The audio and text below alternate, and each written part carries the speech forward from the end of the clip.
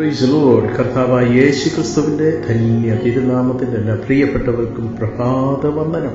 ഈ പ്രഭാതയാമത്തിൽ ദൈവിക ആലോചനകൾ നിങ്ങളോടൊപ്പം പങ്കിട്ട് ദൈവസന്നിധിയിൽ സന്തോഷത്തോടെ ദൈവത്തിന് മഹത്വം കരയറ്റുവാൻ ലഭിക്കുന്ന ഈ വിലപ്പെട്ട സമയത്തിനായി സാവകാശത്തിനായി നന്ദി പറഞ്ഞുകൊണ്ട് പ്രഭാതധ്വനിയുടെ ഒരു പുതിയ എപ്പിസോഡിലേക്ക് നിങ്ങളെ എല്ലാവരെയും ഹാർദവമായി സ്വാഗതം ചെയ്യുന്നു.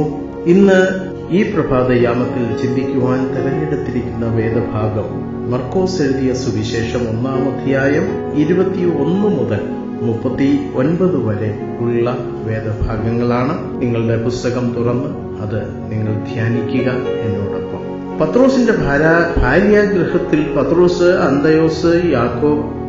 പത്രോസിന്റെ ഭാര്യാഗൃഹത്തിൽ പത്രോസ്, അന്ത്രയോസ്, യാക്കോബ്, യോഹന്നാൻ എന്നീ ശിഷ്യന്മാരോടുകൂടി താമസിച്ചുകൊണ്ട് യേശു കഫർനഹൂമിൽ, അതായത് നഹൂമിന്റെ ഗ്രാമം എന്നാണ് അതിന്റെ അർത്ഥം, തന്റെ നാനാമുഖമായ ശുശ്രൂഷ ആരംഭിച്ചു. മർക്കോസ് ഒരു ശബത്തിൽ നടന്ന സംഭവങ്ങൾ വിവരിച്ചിരിക്കുന്നത് യേശുവിന്റെ ദിനചര്യ എങ്ങനെയായിരുന്നു എന്ന് വായനക്കാരെ മനസ്സിലാക്കുന്നതിനാണ്.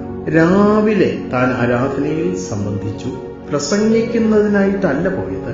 സിനഗോഗ് പ്രമാണിയുടെ ക്ഷണം സ്വീകരിച്ച് ഒരു പ്രസംഗം ചെയ്തു എന്ന് മാത്രമേ ഉള്ളൂ. പ്രസംഗ രീതി ശ്രോതാക്കളെ ആശ്ചര്യപ്പെടുത്തി.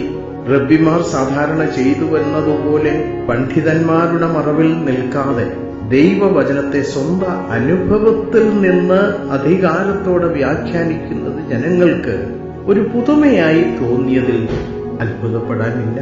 പൂർവന്മാരോട് അരുളി ചെയ്തത് നിങ്ങൾ കേട്ടിട്ടുണ്ടല്ലോ, ഞാനോ നിങ്ങളോട് പറയുന്നത് എന്നിങ്ങനെ സ്വന്തം നിലയിൽ ദൈവഹിതത്തെ പ്രഖ്യാപനം ചെയ്യുന്നതിന് യേശു മടിച്ചില്ല. പ്രസംഗം കഴിഞ്ഞ ഉടനെ അശുദ്ധാത്മാവുള്ള ഒരു മനുഷ്യനെ യേശു സൗഖ്യമാക്കി. മാനസിക രോഗങ്ങൾ പിശാചിന്റെ ആവേശത്താൽ ഉണ്ടാകുന്നതായി അക്കാലത്ത് വിചാരിച്ചു പോന്നു. യേശുവിന്റെ സാന്നിധ്യവും സംസാരവും ആ മനുഷ്യന്റെ ബുദ്ധിക്ക് സ്ഥിരത നൽകി. പള്ളിയിൽ നിന്ന് വീട്ടിൽ ചെന്ന് യേശു പത്രോസിന്റെ അമ്മായിയമ്മയെ സൗഖ്യമാക്കി. ശരീരത്തിനും മനസ്സിനും ഒരുപോലെ സൗഖ്യം നൽകുന്നതിനുള്ള ശക്തി യേശുവിനുണ്ട്. ശബത്ത് കഴിഞ്ഞ ശേഷം വളരെ രോഗികൾ യേശുവിന്റെ അടുക്കൽ വന്ന് സ്വസ്ഥത പ്രാപിച്ചു. പകൽ സമയത്തെ അധ്വാനങ്ങൾ ഒന്നും അതിരാവിലെയുള്ള ദൈവ സംസർഗത്തിൽ നിന്ന് തന്നെ പിന്തിരിപ്പിച്ചില്ല. ഇരുട്ടോടെ എഴുന്നേറ്റ് പ്രാർത്ഥിപ്പാനായി ഒരു നിർജ്ജന സ്ഥലത്തേക്ക് പോയി എന്ന് നമ്മൾ വായിക്കും. ശുശ്രൂഷയുടെ വിജയം പ്രാർത്ഥനയിലും പ്രാർത്ഥനയുടെ സ്വാദ് ശുശ്രൂഷയിലും സ്ഥിതി ചെയ്യുന്നു.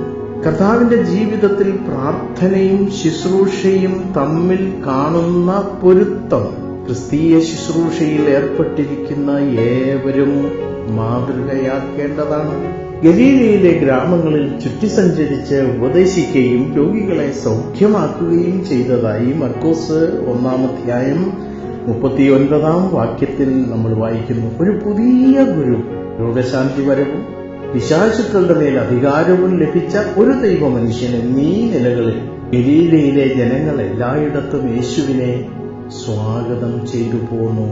ദൈവമക്കളെ, നമ്മുടെ ശുശ്രൂഷയ്ക്ക് ദൈവ സംസർഗത്തിന്റെ പരിമളം ലഭിച്ചിട്ടുണ്ടോ? ദൈവവുമായി രഹസ്യത്തിൽ ചെലവിടുന്നതിനുള്ള സമയം നമ്മുടെ ദിവസേനയുള്ള കാര്യപരിപാടിയിൽ ഉൾപ്പെടുത്തിയിട്ടുണ്ടോ? മറ്റുള്ളവരെ ശുശ്രൂഷിക്കുന്നതിനുള്ള കൃപയും നിരന്തരമായ ദൈവ സംസർഗത്തിനുള്ള വരവും നാം പ്രാപിച്ചിട്ടുണ്ടോ? നമ്മളെ തന്നെ ഒന്ന് ശോധന ചെയ്ത് ദൈവകരങ്ങളിൽ സമർപ്പിച്ചു കൊടുത്തുകൊണ്ട് ദൈവകൃപയ്ക്കു വേണ്ടി നമുക്ക് പ്രാർത്ഥിക്കാം. ഞങ്ങളുടെ ദൈവമേ, സ്വർഗീയ പിതാവേ, മനോഹരമായ നല്ല പ്രഭാതത്തിനായി സ്തോത്രം. അവിടുന്ന് ഞങ്ങളെ കേൾപ്പിച്ച നല്ല ആലോചനകൾക്കായി ഞങ്ങൾ നന്ദി പറയുന്നു. കർത്താവിന്റെ കരങ്ങളിൽ ഞങ്ങളെ തന്നെ സമർപ്പിക്കുന്നു. കർത്താവേ, അവിടുന്ന് എത്ര നല്ലവൻ, വിശ്വസ്തൻ, വാക്കുമാറാത്ത നല്ല ദൈവം, കരുണയും കൃപയും നിറഞ്ഞ ദൈവം, ദീർഘക്ഷമയുള്ള ദൈവം. നീ ആരാധിപ്പാനെ സ്തുതിക്കുവാൻ, അവിടുത്തെ വചനങ്ങൾ കേൾക്കുവാനൊക്കെ ഈ പ്രഭാതത്തിൽ ഞങ്ങൾക്ക് തരുന്ന നല്ല സമയങ്ങൾക്കായി സ്തോത്രം ചെയ്ത് ഞങ്ങളെ തന്നെ ദൈവങ്ങളിൽ സമർപ്പിക്കുന്നു. കർത്താവേ, അവിടുത്തെ ശുശ്രൂഷയിൽ ബലപ്പെട്ടിരുവാൻ, അവിടുത്തെ ശുശ്രൂഷയിൽ വർദ്ധിച്ചു വരുവാൻ, അവിടുത്തെ ശുശ്രൂഷയിൽ ശക്തിപ്പെടുവാൻ ഞങ്ങൾക്ക് കൃപ തരണമേ. പ്രാർത്ഥിച്ച് അവിടുത്തെ കരങ്ങളിൽ സമർപ്പിക്കുന്ന ഈ പകൽക്കാലം ഇന്ന് തരുന്ന സമയങ്ങൾ അവിടുത്തെ നാമമഹത്വത്തിനായി ജീവിപ്പാൻ ഞങ്ങളെ സഹായിക്കണമേ. കൃപയുടെ കരങ്ങളിൽ ഭരമേൽപ്പിക്കുന്നു. അതിന് കേട്ടതുകൊണ്ട് സ്തോത്രം, മഹത്വം.